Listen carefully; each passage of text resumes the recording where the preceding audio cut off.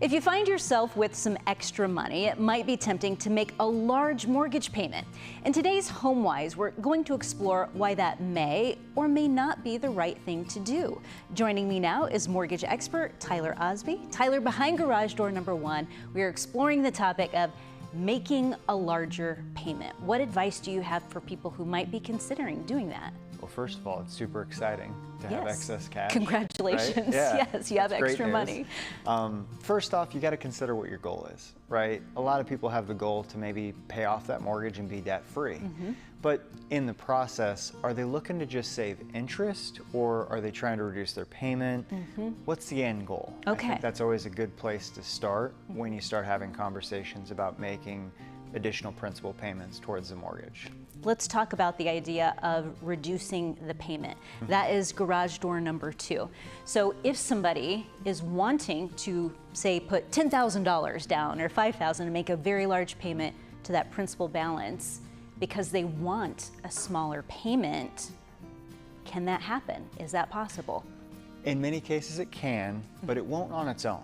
So what a lot of people don't realize is you could pay a large sum of money, tens of thousands of dollars in 1 month, and the next month the mortgage company's still going to be looking for the same payment that they got the last month.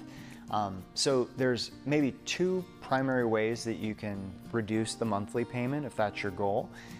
The first is you can do a full-blown refinance.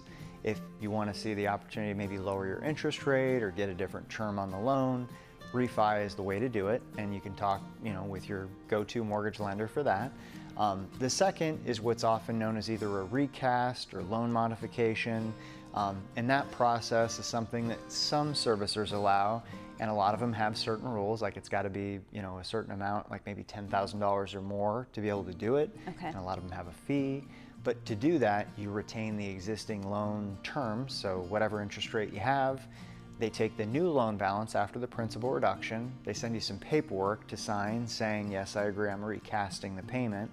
And they modify the note, and then your payment's updated based on the new loan balance over the remaining term of the loan. Okay. So if you're truly looking to reduce your monthly payments, the only way that's going to happen is if you go through the recast or loan modification process. Okay, so if you're thinking about this, let's go to garage door number 3.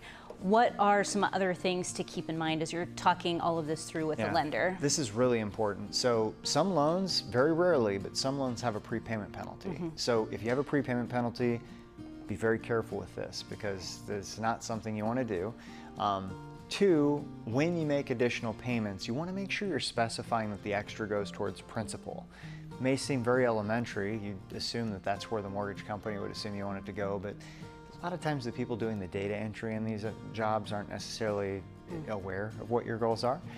So if you're sending in a check, for example, just make sure that you know that the extra goes towards principal and not going into escrow, right? Because I've seen that happen. Yes. And then lastly, just whatever your goals are, talk to your lender. If you have a local mortgage lender, like someone like you or I, you can contact them and they can help coordinate this with you.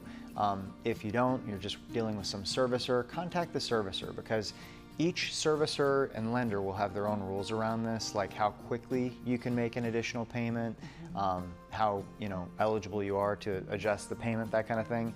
And if you know what your goal is at the beginning and you have that conversation with the lender up front, you're a whole lot less likely to be very deeply disappointed with whatever route you go. Because I've seen people do this with the best intentions, but not all the information, and they end up really upset at the end. So go in informed, and I think you'll do really well with it. But good for you for having some extra money to pay it off. Again, congratulations for that. Tyler, thanks. If you would like to share what you have learned here today or check out some other HomeWise topics, visit WHO13.com.